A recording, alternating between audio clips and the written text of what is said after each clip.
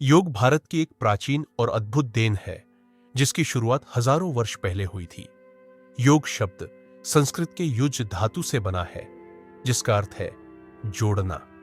यह आत्मा को परमात्मा से जोड़ने की प्रक्रिया है, जिसमें शरीर, मन और आत्मा की एकता होती है। प्राचीन काल में योग का प्रारंभ वैदिक काल में माना जाता है। ऋग्वेद, यजुर्वेद, अथर्ववेद में योग के संकेत मिलते हैं।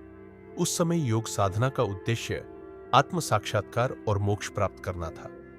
महर्षि पतंजलि को योग दर्शन का जनक माना जाता है। उन्होंने लगभग 200 ईसा पूर्व योग सूत्र की रचना की, जिसमें अष्टांग योग की रूपरेखा दी गई।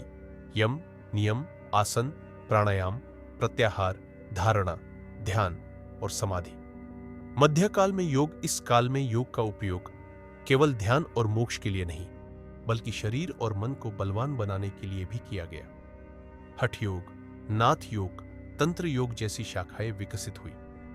गोरखनाथ और स्वामी स्वरूपानंद जैसे योगियों ने योग को जन जन तक पहुंचाने का प्रयास किया। आधुनिक काल में योग स्वामी विवेकानंद, श्री अरविंद, महर्षि महेश योगी और परमहंस योगानंद जैसे संतों ने पश्चिमी देशों में योग का प्रचार प्रसार किया।